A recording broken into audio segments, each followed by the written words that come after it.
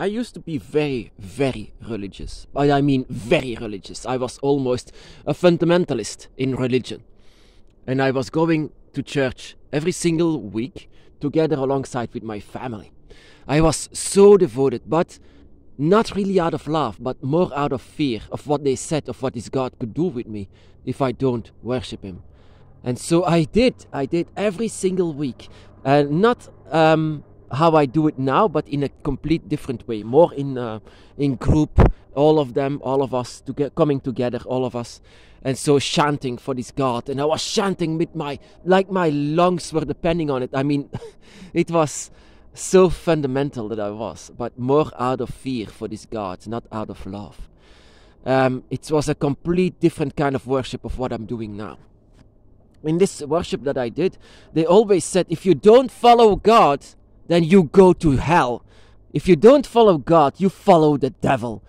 No matter what kind of a spiritual path that you will take the path of the devil if you do not take the path of God. So I was, no. I will chant for you, God. I will chant for you. I will pray for you.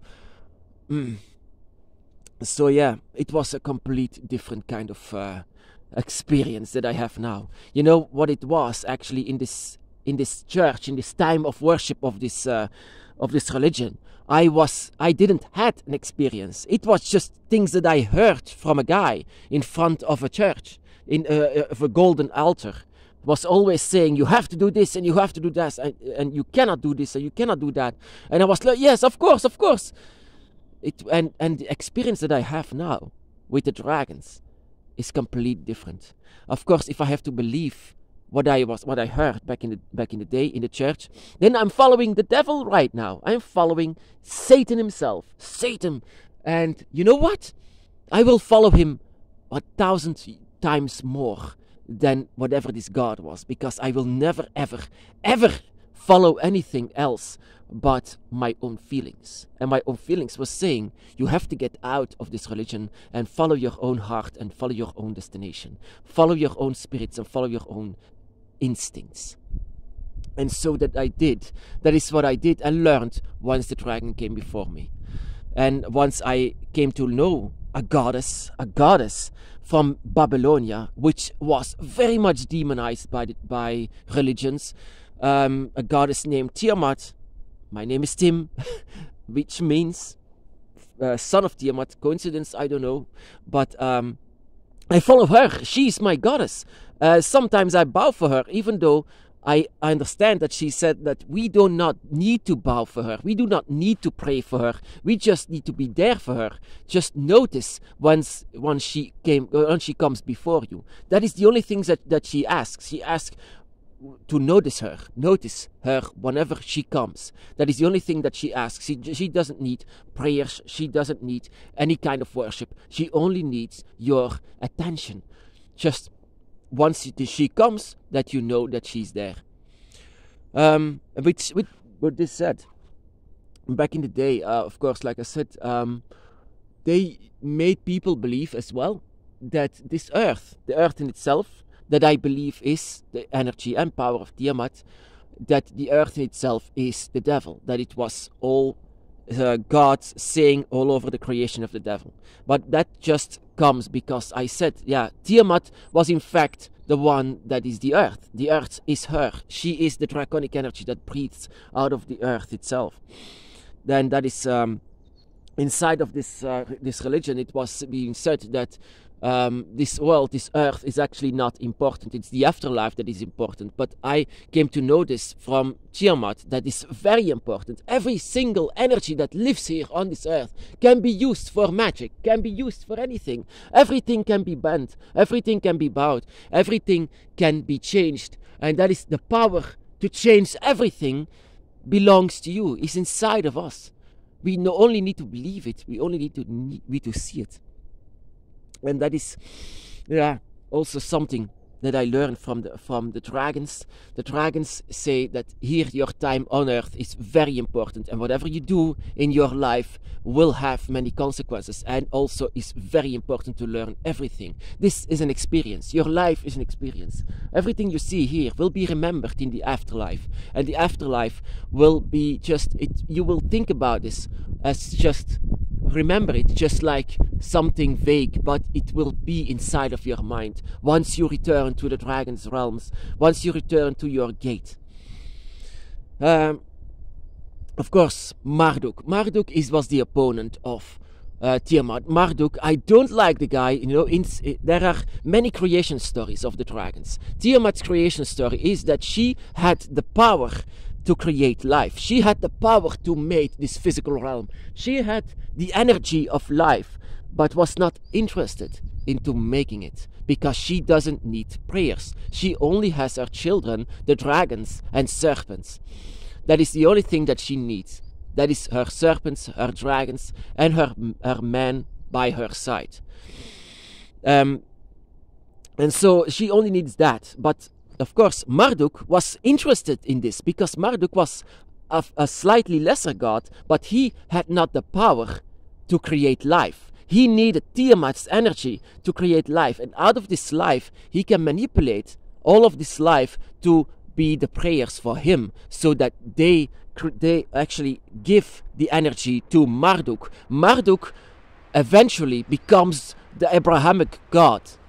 Marduk, in fact, becomes the god that we all know to this day, that I once worshipped. I once worshipped of course, that what actually defeated Tiamat. Of course, she didn't die, but she became one with the earth. She is everything, and we are created out of her energy. We are created out of her. Of course, those who are saying that there is no creation story of the dragon, there are several. There are several creation stories of the dragon. So Tiamat was split in two and took upon this earth, this realm, this place. And so her own energy, took care that life was possible. Life was possible on this earth because of her energy. And then Marduk wanted prayers. That he said, worship me and no one else. Just no one else and only me. Of course, that is what the dragon would never say. The dragon says, use your instincts, use your feelings, use your emotions, use everything and trust that. Trust everything. Out of these emotions, you will trust, you will know who I am. You will know what I am. You will eventually know what is right and wrong. You will know what is dark and light if you just use your instinct and not listen to anyone else. I listen to everyone else, of course, especially to my family that took me to church every single week for this God that I feared. I feared him. I feared Marduk. I feared him. I feared him as a God. I mean, that he could do everything, just worship and kneel. That is something what the dragon would never do. No one of the dragon gods or the dragon spirits will ever say to kneel down or to say a prayer, because they don't need it. Because true gods don't need prayers. They don't need energy from you, because they already have enough energy. They are the earth in itself. They are the elements. They are the powers of it. So why would they ever ask you for any power or any worship or any obedience? The only thing that your dragon asks, and the only thing that I came to learn out of this, is to use your instincts. And because of this, you will know who the dragon is, and once they will arrive with you. It's a whole creation story of the dragon, but also why the dragon is with you. You know, every single life on this earth, of course, Marduk claimed this for himself, but we all have angels. We all have guardian angels by our side. We all have this. Of course, in religions, they all claim it's all guardian angels are only for us, but it's not. It's not. Every single gate, wherever you come from, doesn't need to be coming from the dragon's gate. If you come from another gate, you will have energy from that gate, and this energy will take care that you will have guardian angels by your side from that gate, which means that the dragons by your side are your guardian angels.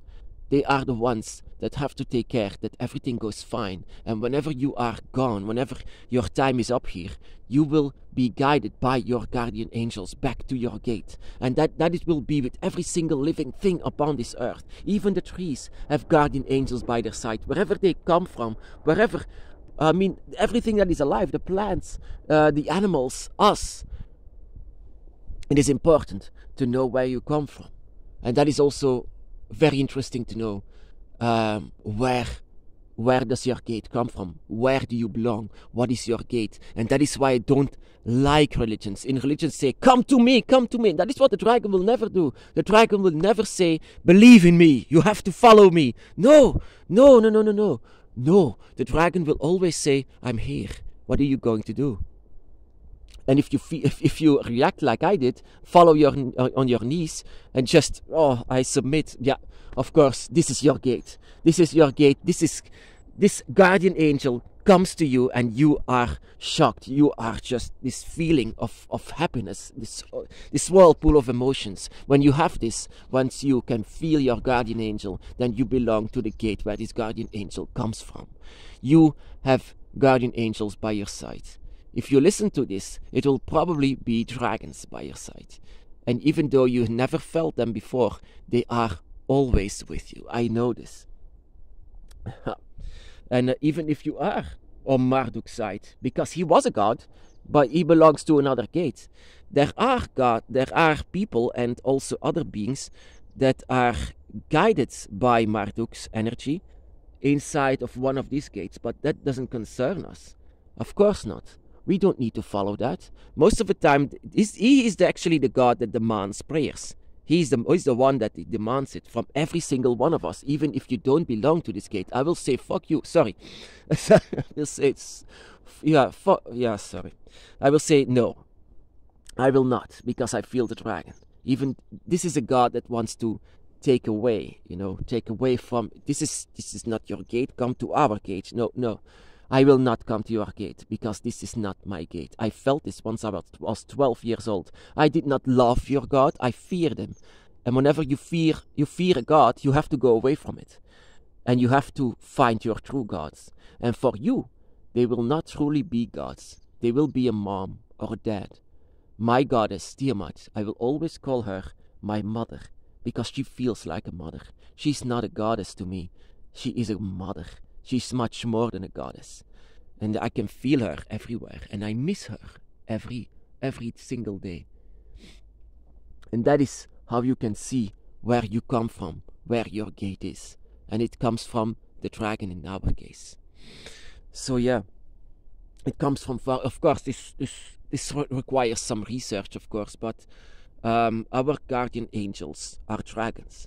And our goddess is a mom or a dad. And we follow our own instincts. That is where it all comes from. And of course I regret to go to the church every single day. But it also teach me something. Whatever fears you, you have to go away from your own fears. Whenever you fear a God for something like this, then you have to search your true God, your true creator, your true maker.